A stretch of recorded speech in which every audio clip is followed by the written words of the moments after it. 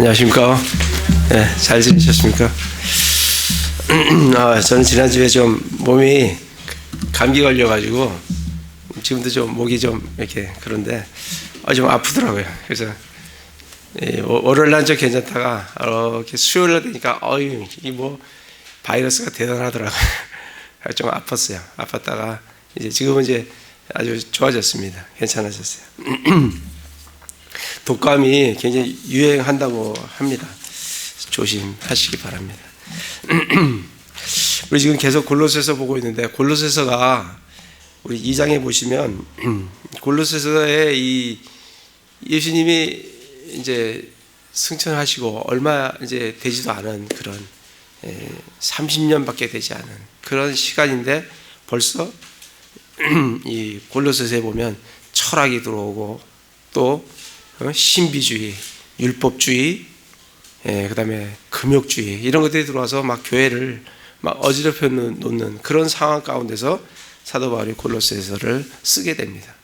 쓰게 되는데 쓰는 목적은 그거를 이제 척결하는 거죠. 그런 이단 사상들을 척결하는데, 그런 이단 사상의 척결이 뭐냐면 예수 그리스도가 어떤 분이시냐, 예수님이 누구신가. 그래서 1장에 보면 예수님은 보이지 아니하시는 하나님의 형상이시오, 모든 창조물의 처음 나신 자다 하면서 예수님이 어떤 분이신가를, 하나님이심을 보여주신 장이 1장입니다.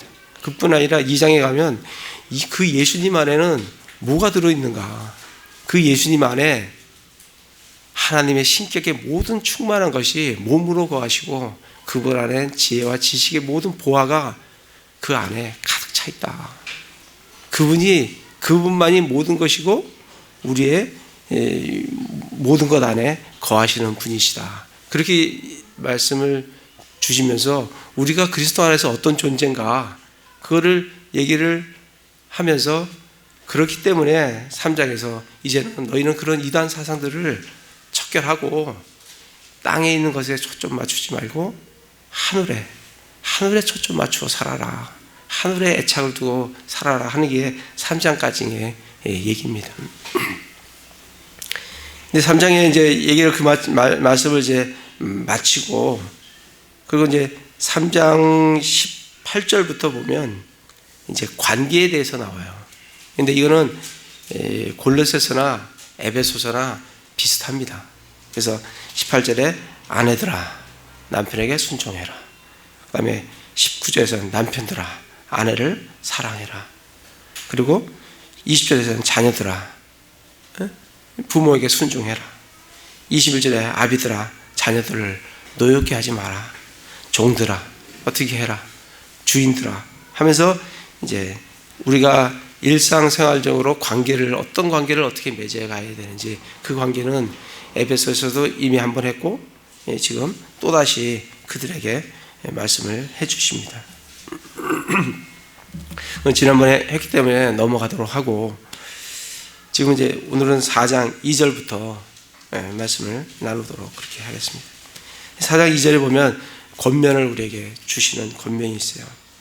이 2절부터 6절까지 우리에게 권면을 주시는데 몇 가지 권면이에요. 첫 번째 권면은 기도하라는 거예요. 기도해라. 항상 기도하고 기도 중에 감사를 드리며 깨어있으라. 사실 이게 기도가 굉장히 중요해요. 말씀도 중요하고 기도도 정말 중요해요. 근데 기도가 늘 우선순위에서 밀려나는 걸 보게 됩니다. 제 자신도 그래요. 그래서 시간을 정해놓고 이렇게 기도를 하시든지, 여기서 보면 항상 기도해라. 그럼 이제 어떤 분은 그렇게 묻더라고요. 밥도 안 먹고 그러면 기도하냐? 하루 종일 기도하냐? 일도 안 하고.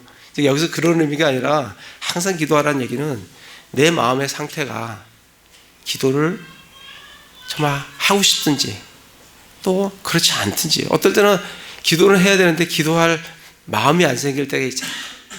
낙담이 되고 힘들고 어렵고 기도조차 무릎 꿇고 기도할 힘조차 없을 때가 있다고요. 그럴 때라도 기도를 하라는 거예요. 내 감정에 관계없이 기도하라는 거예요. 그리고 상황에 관계없이, 상황이 이렇게 잘 바뀌게 되면 기도를 하고, 상황이 전혀 내 기도 제목과 전혀 반대 방향으로 가게 되면 기도를 멈추고, 그게 아니라 상황에 관계없이 기도하라는 거예요. 내가 하나님 앞에 기도 제목을 놓고 기도를 하는 그 제목이 있으면 그 제목을 그대로 내 마음이 감정이 있든 또 상황이 어떻게 되든 그렇게 기도하라는 겁니다. 그러면서 또 우리에게 권면 주는 거는 5절에 보면 밖에 있는 자들에게는 밖에 있는 자들에게 향해서는 시간을 되찾으며 지혜롭게 걸으라. 이건 에베소서도 나왔죠. 이게 밖에 있는 자들은 누구예요? 믿지 않는 자들이에요. 그러니까 우리 그리스도인들은 믿지 않는 자들에게 지혜롭게 행해야 돼요. 그들이 내 시간을 그냥 요구한다고 해서 내가 그들에게 내 시간을 다 풀어줘야 되는 건 아니다는 거예요.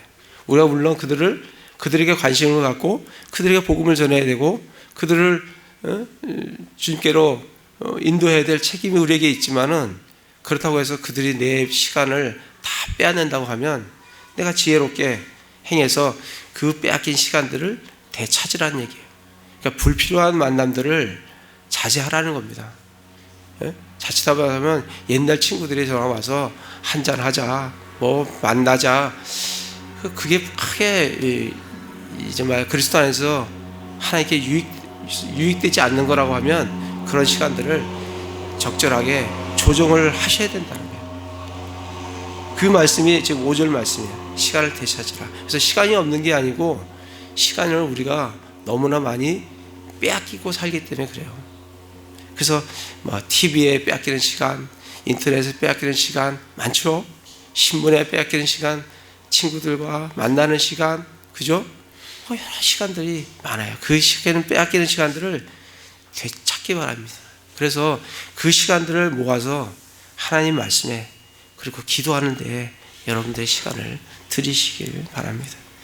그리고 이제 6절에서는 한 가지 권면은 말을 정말 은혜스럽게 그렇게 말을 해라는 얘기예요. 우리 그리스도인들이 정말 된 이후에 가장 이렇게 변화 중에 하나가 뭐냐면 언어 생활이에요. 언어가 바뀌는 겁니다. 정말 그리스도인들이 되면 언어가 바뀌어요. 저희 공사판에 가보세요. 저는 이제 설계를 하다가 공사판에 가면 이 공사판은 전혀 다른 언어예요. 막 그냥 모르겠어요. 막 그냥 아무튼 전혀 듣지 못하는 언어들이 너무나 근데 거기서 한 달, 두 달 일하게 보면 나도 모르게 그런 언어들이 막 내 입에서 튀어나올 때가 있어요. 이게 그렇습니다. 정말 우리 그리스도인들이 조심해야 될 게 이 언어예요, 언어. 언어를 조심하라고, 은혜스럽게 간을 맞추어서 하라는 겁니다. 그래서 그런 권면들을 이제 우리에게 해줍니다. 해주면서 사도 바울이 한 가지 부탁하는 게 있어요. 나를 위해서 기도를 해달라. 3절에 보면 아울러 우리를 위해 기도하되 하나님께서 말할 수 없는 문을 우리에게 열어주사 그리스도의 신비를 말하게 하실 것을 구하라. 내가 또한 그것을 위해 결박 당하였나니. 사도 바울은 자기가 그리스도의 신비를 말할 수 있도록 나를 위해서 기도를 해달라는 거예요. 내가 그걸 위해서 결박 당했다는 거예요. 4절에 보면 이것은 내가 마땅히 할 말을 하여 그것을 드러내고자 함이라. 마땅히 할 말을 해서 그 그리스도의 신비를 자기는 드러내고 싶다는 거예요. 사도 바울은 그리스도에 잡혀있는 사람이에요. 그럼 우리가 정말 드러내야 돼. 사도 바울이 드러내고자 했던 그 신비가 뭔가, 그 신비의 구체적인 내용이 뭔가, 그걸 우리가 좀 살펴봐서 우리도 사도 바울과 같이 그리스도의 신비를 드러내는, 그것을 전하는 그러한 삶을 우리가 살아가야 한다. 골로새서 1장을 보겠습니다. 골로새 1장에 보시면 1장 27절에 보시면 우리가 드러내야 할 신비가 뭔가, 그리스도의 신비가 뭔가. 신비는 비밀하고는 틀리다 그랬어요. 이 신비는 미스테리한 거지만 경이로운 것이지만 그거는 하나님께서 우리에게 알려주시면 우리가 하나님의 말씀을 통해서 충분히 알 수 있는 게 신비예요. 1장 27절에 보면 하나님께서 이방인들 가운데 그 이 신비의 영광의 풍성함이 무엇인지 자신의 성도들에게 알리려 하시는데 이 신비는 너희 안에 계신 그리스도 곧 영광의 소망이니라. 이 신비가 뭐라고요? 신비는 너희 안에 계신 그리스도인데 그분이 영광의 소망이라고. 우리의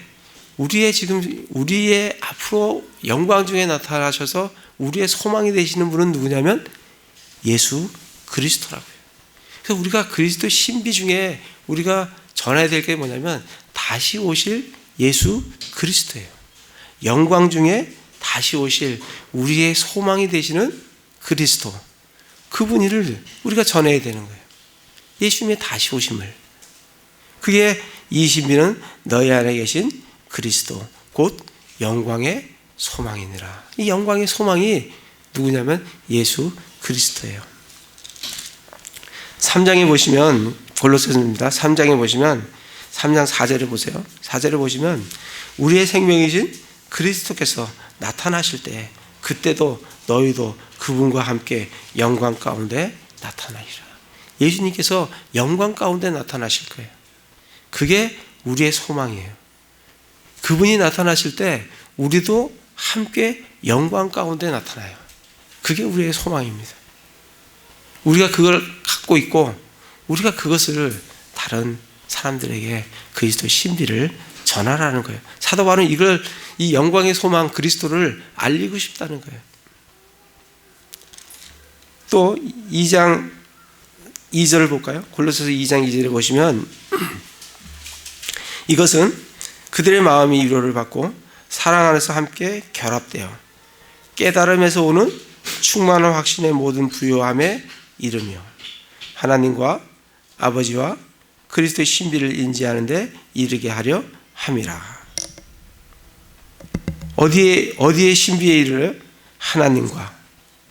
하나님은 누구예요? 성령 하나님을 얘기합니다. 아버지는 아버지 하나님을 얘기해요. 그리스도는 예수 그리스도 하나님을 의미합니다. 이게 삼위일체를 우리에게 보여주는 거예요. 그 신비에 인지하는 데 이른다는 거예요. 다시 말하면 우리가 그리스도 신비를 알린다는 건 뭐냐면 예수님이 누구시냐는 거예요. 예수님이 누구세요? 삼위일체 중에 한 분이신 하나님이세요. 그게 우리가 전해야 될 예수 그리스도의 신비예요. 예수님은 하나님이시라고요. 하나님이신데 그분이 몸을 입고 오신 거예요. 그게 성육신이에요. 그래서 우리가 전해야 될 신비는 뭐냐면 이 삼위일체 신비 중에서 예수님이 하나님이시다. 그 그리스도의 신비를 사도 바울은 전하고 싶다는 거예요. 에베소서 가보겠습니다. 우리 예전에 에베소서를 했어요. 이 신비에 대해서 다시 복습을 하는 겁니다. 에베소 3장 2절부터 6절까지 한번 보겠습니다.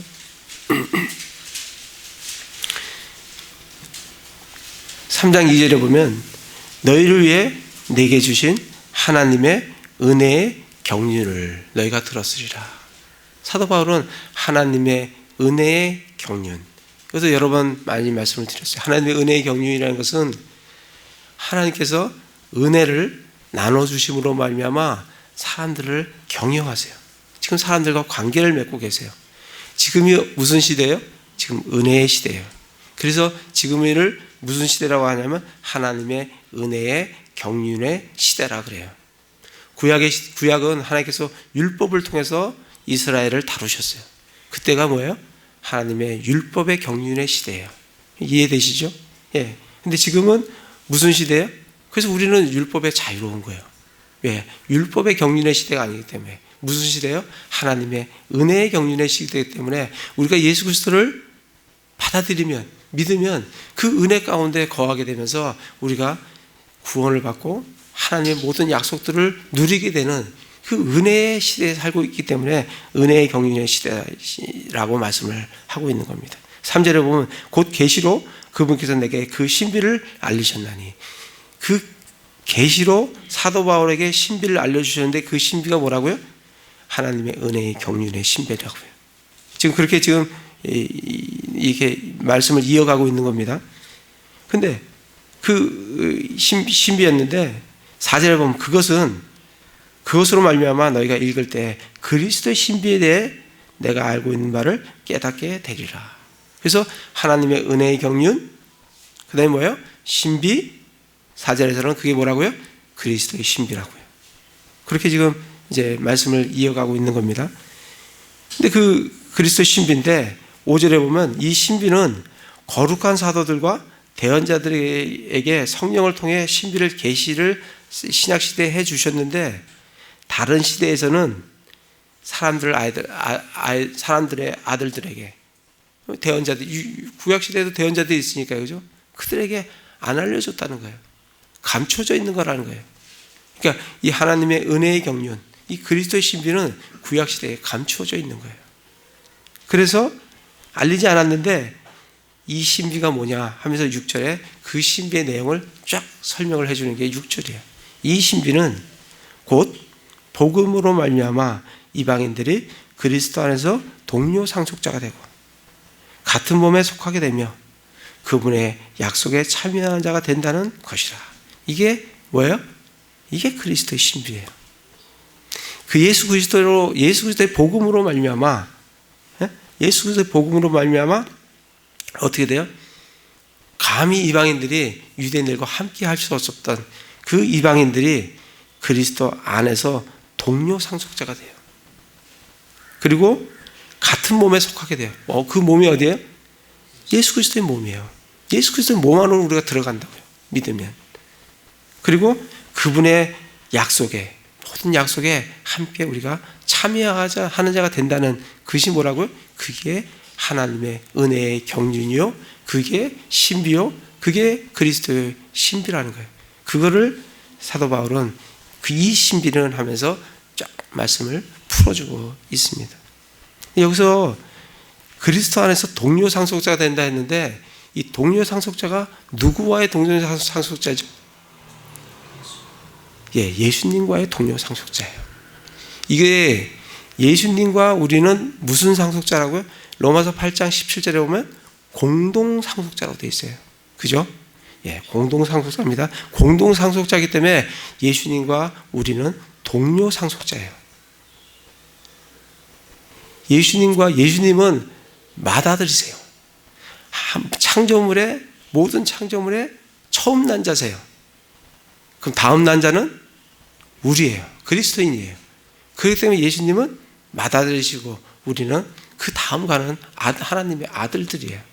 그렇기 때문에 예수님과 우리가 공동 상속자면서 동료 상속자예요.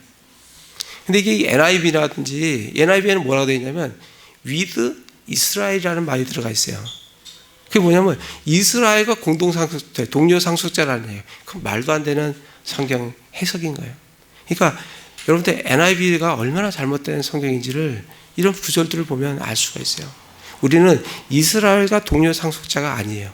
이스라엘이 그리스도의 상속자가 되려면 예수 그리스도 안으로 들어오면 우리는 같이 동료 상속자가 되죠. 예수님과 함께.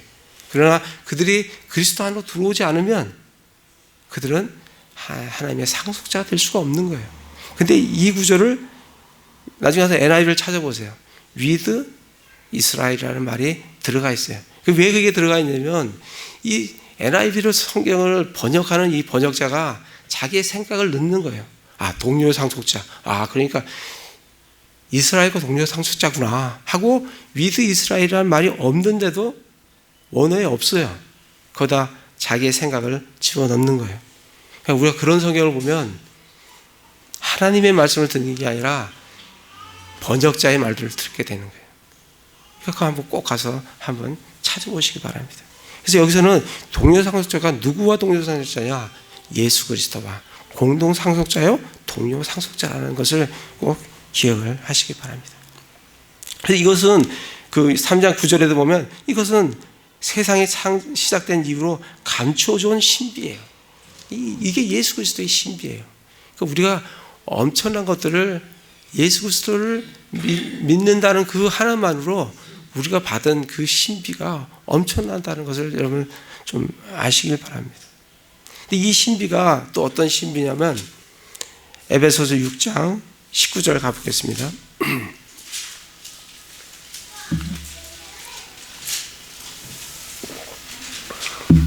에베소 6장 19절에 보시면 또 나를 위하여 내게 말하는 것을 허락하라. 내가 담대히 입을 열어 복음의 신비를 알리도록 구하라. 이게 무슨 신비라고요? 결국 복음의 신비라고요. 사도 바울은 그거를 지금 그리스도 신비, 복음의 신비, 하나님의 은혜의 경륜의 신비, 그렇게 말씀을 쭉 하시면서 우리에게 이 신비를 알려주고 있어요. 자기는 이 신비를 말하도록 자기를 위해서 기도를 해달라는 거예요. 그럼 복음이 뭔가? 복음을 최종적으로 다시 한번 보고 넘어가도록 하겠습니다. 고린도전서 15장 3절 4절 보면 복음에 대한 명확한 정의가 나와 있어요. 1절부터 보겠습니다. 15장 1절부터 4절에 보면 또한 형제들아 내가 너에게 선포한 복음을 너희에게 밝히 알리노니 너희 역시 그 복음을 받았으며 또 그 가운데 서 있느니라. 너희가 만일 내가 너희에게 선포한 것을 기억하고 헛되이 믿지 아니하였으면 또한 그 복음으로 구원을 받았느니라. 그러면서 복음에 대해서 얘기를 쫙 하면서 복음이 뭔가를 3절과 4절에서 우리에게 말씀을 전해주고 있어요. 내가 또한 받은 것을 무엇보다 먼저 너희에게 전하노니 그것은 곧 성경 기록대로 그리스도께서 우리의 죄들로 인하여 죽으시고, 첫 번째가 뭐예요? 예수님의 우리의 죄를 위한 죽으심이에요. 그게 복음의 내용이에요. 두 번째는 묻히셨다가 창사 지냈다는 거예요. 세 번째는 성경 기록대로 셋째 날에 다시 살아나셨다는 거예요. 이게 복음의 핵심 내용이에요. 이거 복음의 신비예요. 이것이 사도 바울은 이 복음의 신비, 예수님이 하나님이시다. 그분이 나의 죄를 위해서 십자가에 죽으셨다. 그리고 묻히셨다. 그리고 부활하셨다. 그리고 너희들이 그 예수 그리스도 그 복음을 받아들이면 그리스도 안에서 예수님과 동료 상속자가 되고 그리스도의 같은 몸에 속하게 되며 하나님의 모든 약속들을 누리게 된다. 그리고 다시 예수님이 다시 오실 때 그 영광 가운데 우리도 함께 나타나게 된다. 그 신비를 자기는 전하고 싶다는 거예요. 이 신비의 문을 열리도록 나를 위해서 기도를 해달라고 지금 사도 바울이 골로새 교인들에게 지금 요청을 하고 있는 것을 볼 수가 있습니다. 다시 골로새서에 가서 그래서 우리도 이런 신비들을 알고, 이 신비 아는 거 어렵지 않죠? 성경에 다 나와 있어요. 우리가 읽으면 알 수 있는 거예요. 하나님께 지혜와 계시의 영을 달라고 기도하고 하나님의 말씀을 읽으면 우리 이 신비들을 다 알 수 있는 거예요. 어디 가서 무슨 이상한 걸 받아야 알 수 있는 게 전혀 아닙니다. 하나님의 말씀을 읽으면, 여러분의 시간을 내서 투자해서 하나님의 말씀을 읽으면 하나님의 신비들을 알 수가 있어요. 그걸 풍성하게 알아가시는 형제자매들 되시기 바랍니다. 알아서 그거를 다른 사람에게 잘 전하는 거예요. 그게 복음 전하는 겁니다. 그렇게 하면서 이제 7절부터 사도 바울은 자기와 지기 함께 하고 있는 사람들을 쫙 이렇게 문안 인사 격으로 이제 기록을 남겨놓고 있습니다. 7절부터 18절까지 보면 제가 찾아보니까 10명이 나와요. 거기 보면 두기고, 그죠? 7절에 보면 두기고 나오죠? 9절에 보면 오네시모, 10절에 보면 아리스타고, 그 다음에 마가, 바나바의 누이의 아들 마가. 그러니까 바나바는 지금 같이 사역을 하고 있는 게 아니니까 마가입니다. 마가. 11절에 유스도, 그 다음에 12절에 가면 에바브라, 그 다음에 14절에 가면 누가, 데마, 그 다음에 15절에 가면 눈바, 그 다음에 17절에 가면 아기뽀. 이렇게 하고 10명의 사람들이 나와요. 두기고는, 첫 번째, 이 두기고는 어떤 사람인가? 사도 바울이 7절에 두기고가 내 모든 형편을 너에게 밝히 알려주리니, 그는 사랑받는 형제요 주 안에서 신실한 사역자요 동료 종인이라. 이렇게 소개를 해요. 두기고를. 첫 번째, 두기고는 내 모든 형편을 너에게 밝히 알려주리니. 그러니까 사도 바울의 형편을 가장 근접해서 가장 잘 알고 있는 사람이 누구라고요? 두기고라는 거예요. 두기고가 내 형편을 너에게 밝히 알려준다는 거예요. 이걸 보면서 참 그런 생각이 들었어요. 우리 그리스도인의 교제가 우리가 투명한 교제가 돼야 되는 거예요. 오픈 릴레이션십이 돼야 되는 거예요. 뭔가 이렇게 가려져 있고 뭔가 그의 삶을 잘 모르겠고 이러면 그건 건전한 그리스도인의 교제가 아니에요. 우리 여기 오면 나의 허물도 드러나고 나의 약점도 드러나고 또 내가 좋아하는 것, 잘하는 것도 드러나고 이렇게 다 드러나는 것이지 이게 베일에 감춰져 있으면 그건 올바른 그리스도인의 교제가 아닙니다. 지금 사도 바울과 두기고는 굉장히 오픈된 릴레이션십을 가지고 있어요. 우리 그런 교제를 나눠야 됩니다. 우리 교회 안에서 우리 형제자매님들 그런 교제를 나눠야 돼요. 내가 어려운 일 있으면 나누고 또 기쁜 일 있어도 나누고 서로 이렇게 약점들도 나누고 그렇게 이제 하면서 그런 오픈된 릴레이션십을 갖는 우리 형제자매들 되시면 좋겠어요. 지금 두기고와 지금 사도 바울은 그런 사이예요. 그래서 이 두기고가 그걸 잘 알기 때문에 뭘 가지고 가요? 골로새서를 편지를 가지고 골로새 교인들한테 전달을 하러 가요. 그래서 맨 끝에 보면 그 골로새 4장 맨 끝에 보면 나오죠. 골로새 사람들에게 로마에서 써서 두기고와 오네시모 편에 보내다 이렇게 나오지 않습니까? 골로새 누가 가지고 가요? 이 두기고가 가지고 간다고요. 그 거리가 직선거리만 해도 제가 봐서는 1000km가 넘어요. 로마에서 어디까지? 골로새까지. 근데 이게 직선 가겠습니까? 막 바다도 있고 뭐 육지도 있고 그런데 빙빙 둘러가면 약 한 2000km는 가는 것 같아요. 그 정도의 거리를 뭘 가지고? 편지 하나 들고 그리고 가는 거예요. 그렇게 정말 굉장히 헌신되어 있어요. 이 두기고는 이 골로새서만 전하는 게 아니에요. 에베소서에 보면 에베소서도 누가 갖고 가요? 두기고가 가지고 가요. 에베소서도 골로새서하고 비슷해요. 그 근처에 있어요. 거기도 한 2000km 되는 겁니다. 근데 함께 갖고 갔는지는 잘 모르겠는데 함께 갖고 간 것 같지는 않아요. 그렇다고 하면 왔다 갔다 2번을 했다는 거예요. 왜냐하면 마지막 편에 쓰는 거 보면 골로새 마지막에 골로새서 사람들에게 로마에 써서 두기고와 오네시모 편에 보냈다라고 되어 있는데 에베소에서는 두기고만 나와요. 오네시모는 안 나옵니다. 그러니까 이때는 같이 갔고 저 때는 혼자만 갔고 그런 것 같아요. 그 먼 거리를 2번이나 그 편지를 들고 가는 겁니다. 그런 관계예요. 그리고 7절에 보면 그는 사랑받는 형제예요. 사랑받는 형제예요. 누구에게? 형제자매들에게.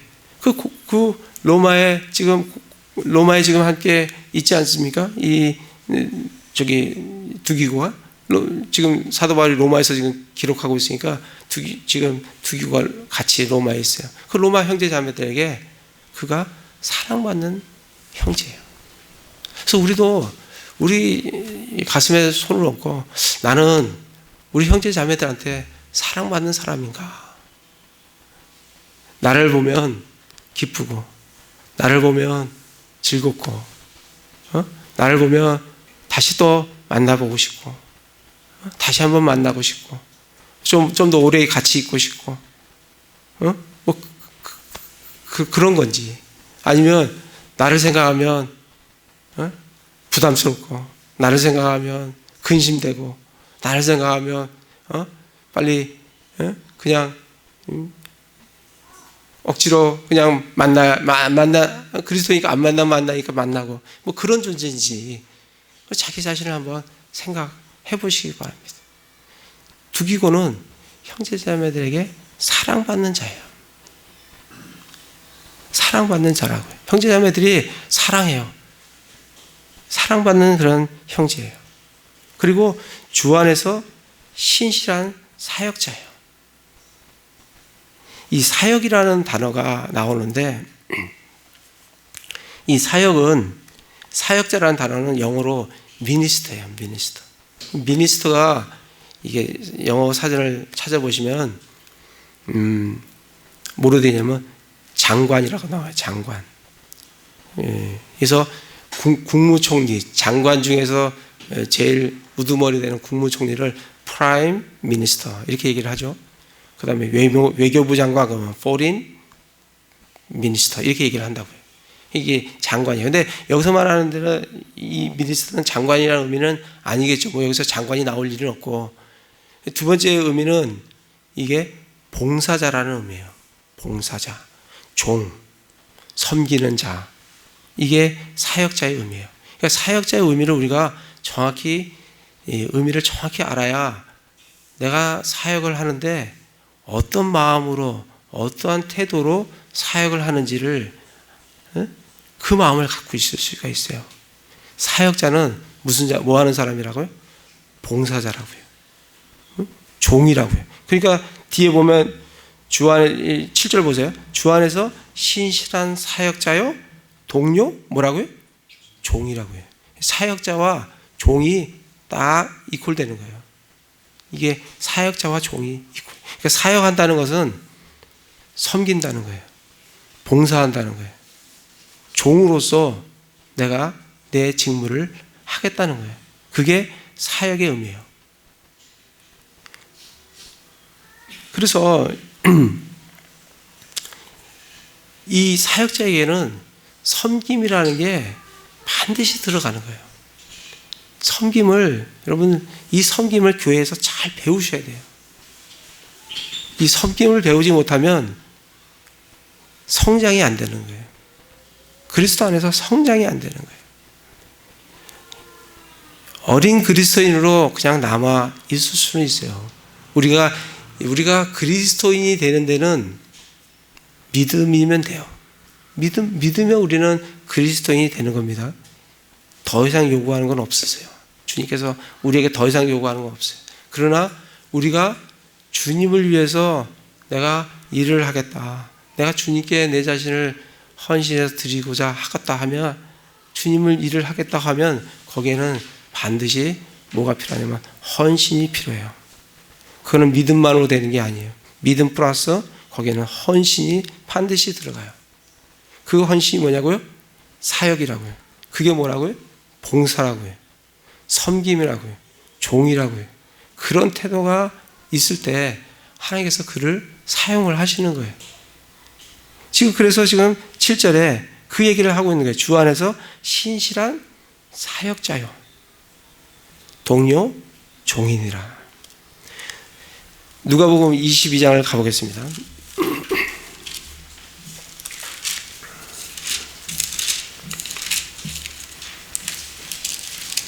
누가복음 22장 24절에 보시면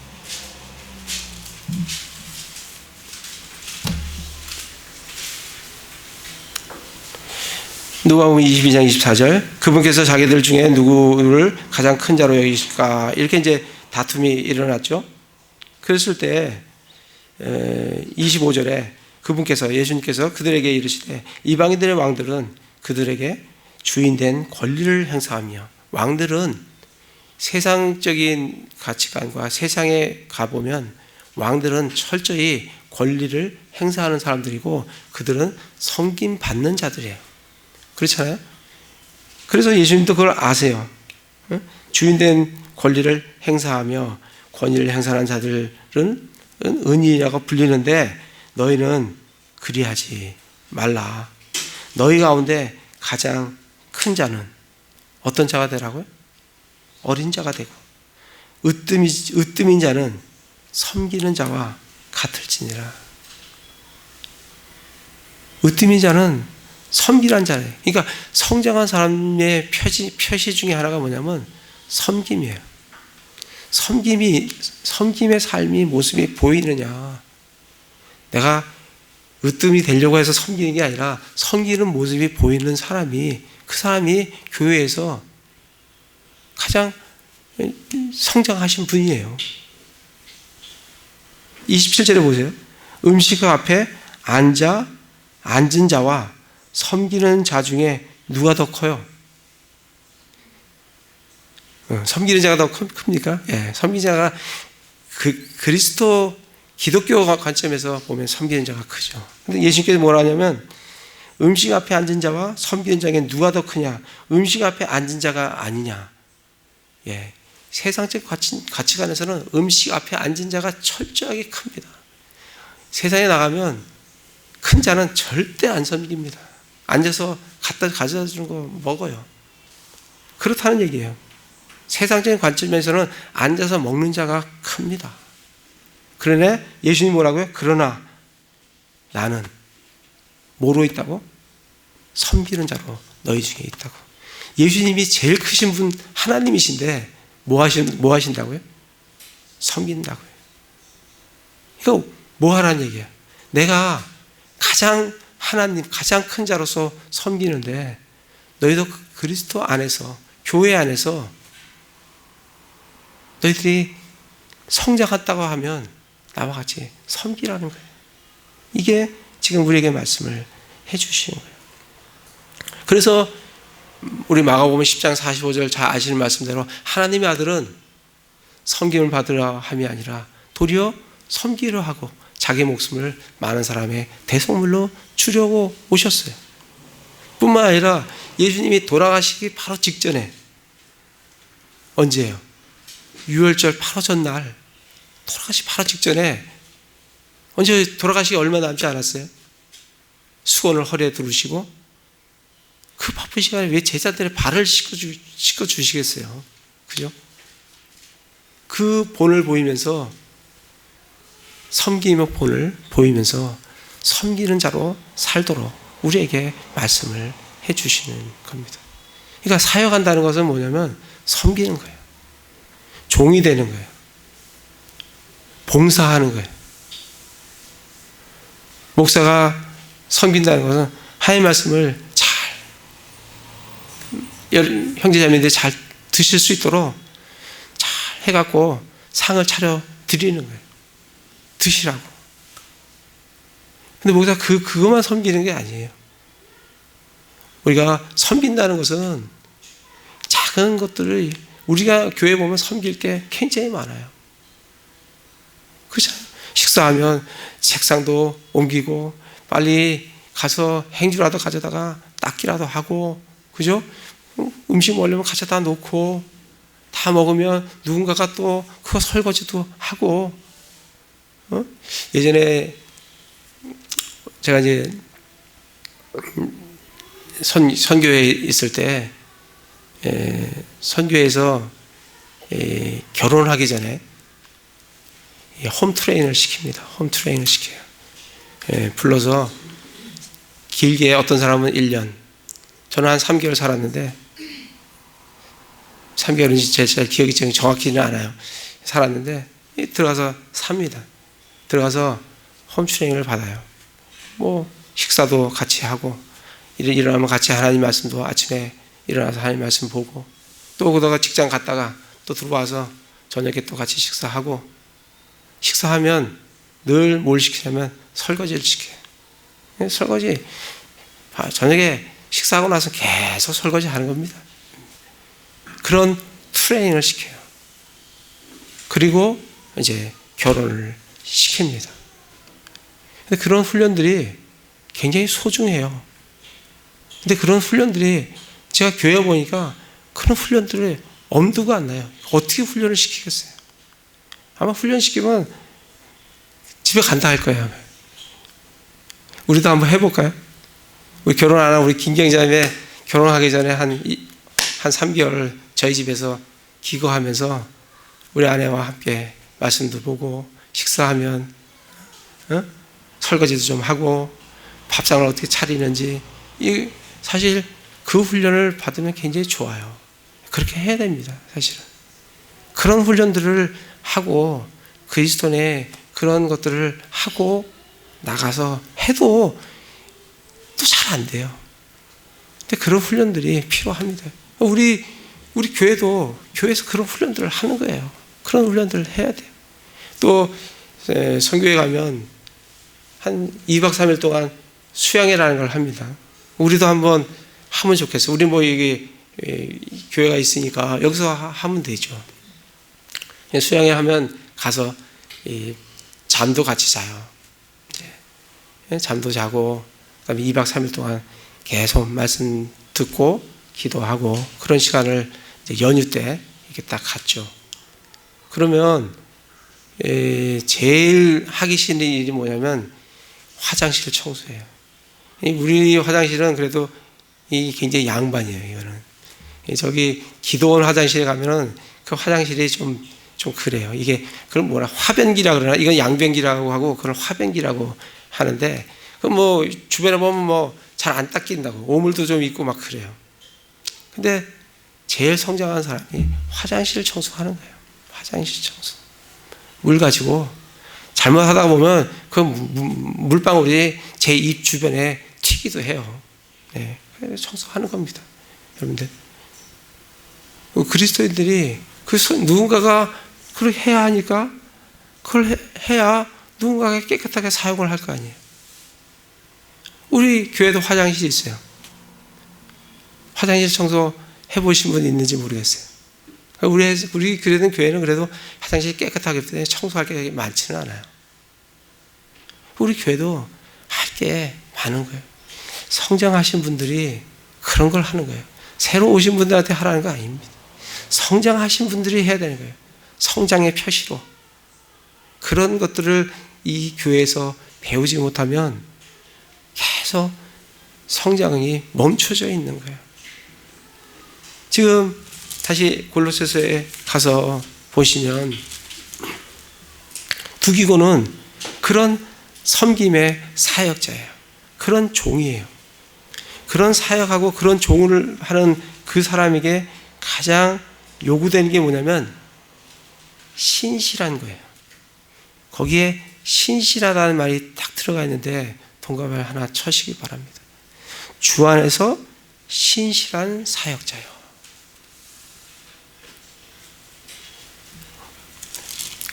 고린도전서 4장을 가보겠습니다. 고린도전서 4장에 보시면 사역자에게 필요한 건 뭐냐면 신실함이에요.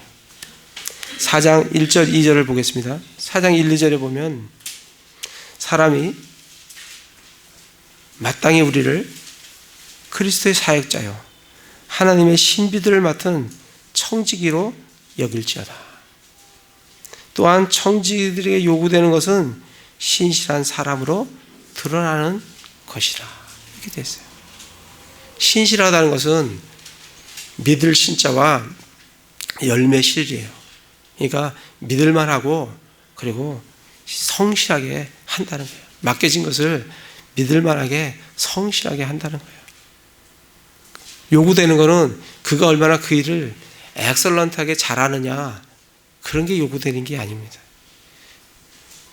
그가 얼마나 그거에 대해서 전문 지식을 갖고 있느냐, 그게 요구되는 게 아니에요. 하나님께서 요구하시는 것은 그가 얼마나 신실하냐, 내가 맡겨준 것을 그가 얼마나 신실하게 하느냐, 그거를 요구하세요. 사역자들에게. 우리도 다 성장해서 우리 사역자가 돼야 돼요. 뭐 목사만 사역자가 아니에요. 우리 주보를 한번 보겠습니다. 주보 앞에를 다시 우리 맨 앞장을 이렇게 보시면 우리 교회 방향과 목표가 있어요. 우리 교회 방향과 목표가 뭐냐면 첫 번째, 올바른 성경 진리의 지식을 배우는 거예요. 올바른 성경 진리의 지식을 배웁니다. 우리 지금 열심히 배우고 있습니다. 그죠? 네, 배웁니다. 근데 배우는 것으로 끝나는 게 아니라 하나님의 순수한 말씀을 믿고 어떻게 해요? 실행해요. 이걸 우리 삶 속에 체화시켜야 돼요. 이 말씀이 우리 삶 속에 체화되도록 우리가 실행해요. 그 다음에 그것만이 아니에요. 세 번째, 믿지 않는 자에게 복음을 전해요. 그죠? 오늘 그리스도의 신비를 전해야 되잖아요. 전해요. 전하는 것만이 아니에요. 양육합니다. 그리고 양육하는 것뿐만이 아니고 뭐로 세워요? 신실한 일꾼으로 그 사람을 사역자로 세우는 거예요. 그래서 하나님께 영광을 돌리는, 이게 우리 교회의 방향과 목표예요. 그러니까 여기에서 우리 교회에서 신실한 사역자들이 일어나야 되는 거예요. 오늘 말씀에, 골로새서 전체 말씀에 지금 거론된 사람이 10사람입니다. 사도 바울이 그렇게 많은 사람이 아니에요. 이 얼마 되지 않은 사람으로 사도 바울은 세계를 바꾼 사람이에요. 이 기독교가 세계에 번졌다고요. 세계를 바꾼 사람이 사도 바울이에요. 많은 사람이 아니에요. 소수의 사람으로 세계를 바꿉니다. 예수님이 얼마나 뛰어난 영향을 갖고 계시는 하나님이시잖아요. 몇백만, 몇천만 데리고 다닐 수도 있으실 거예요. 사람이 없어서 못 데리고 다니시지 데리고 다니실 것 같아요. 그러나 예수님이 하신 사역은 뭐예요? 12제자예요. 그게 다예요. 왜 그렇게 하셨냐면 신실한 소수의 사람을 통해서 이 복음은 전달되어져요. 우리 교회가 5,000명입니다. 10,000명입니다. 근데 영적인 어린아이들만 데리고 5,000명, 10,000명 있으면 그 교회가 무슨 힘을 발휘를 하겠냐고요.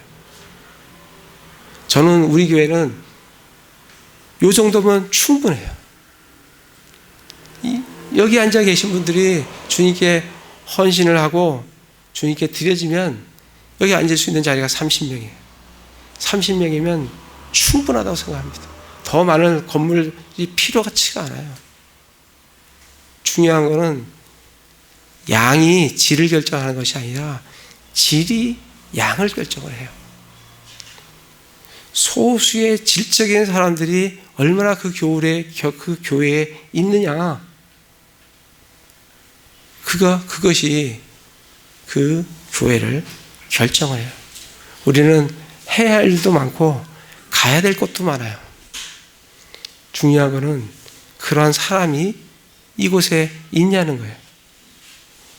하나님께서는 지금 이 시대에 누굴 찾고 계시냐면 하나님께 헌신된 사람을 찾고 계세요. 왜? 가야 될 곳이 너무 많기 때문에, 해야 할 일이 너무 많기 때문에. 사도 바울이 골로새서에서 지금 10명을 거론했어요. 그 많은 사람이 아니잖아요. 그렇지만 그 10명으로, 그 팀워크로 이 세상을 뒤엎은 게 사도 바울이에요. 그래서 우리도 정말 이와 같이, 두기고와 같이, 또 사도 바울과 같이, 또 여기 보시면 9절에 보면 신실하고 사랑받는 형제 오네시모, 그죠? 오네시모 하나만 더 하고 나머지는 나중에 성경 공부할 때 같이 하도록 하겠습니다. 9절에 보면 신실하고 사랑받는 형제 오네시모를 함께 보내노니 그는 너희에게 속한 사람이라. 이 속한 사람이 또 중요해요. 오네시모는 어디에 속한 사람이라고요? 로마에, 거기에서 함께 로마 교회에 속해 있는 사람이에요. 그 사람 중에서 누가 나타나요? 사역자가 나타난다고. 12절에 보시면 너희에게 속한 사람으로 그리스도의 종인 에바브라. 너희에게 속한 사람.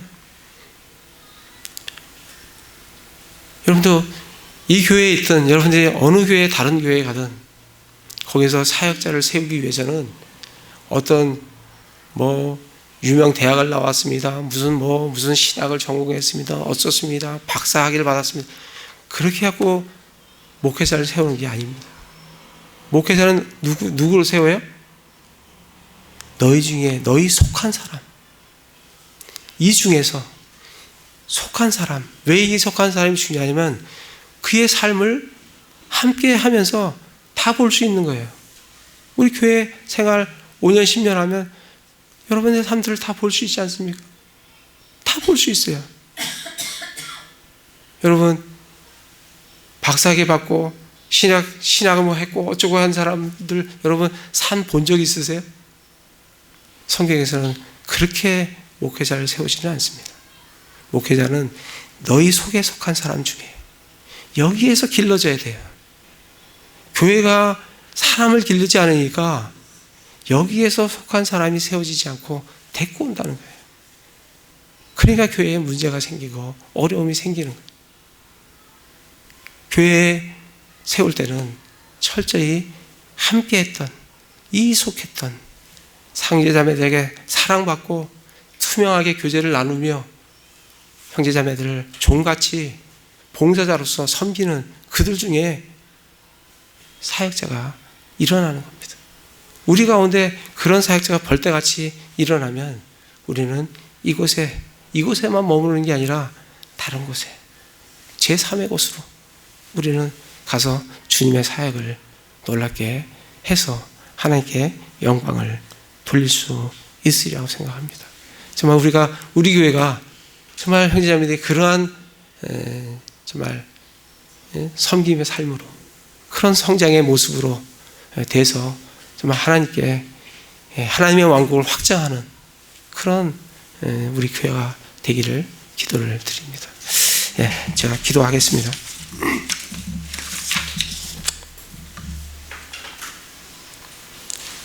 저희 교회가 형제자매 간에 투명하고 아름다운 교회제가 이루어지며 서로가 서로에게 사랑받는 형제요, 자매요.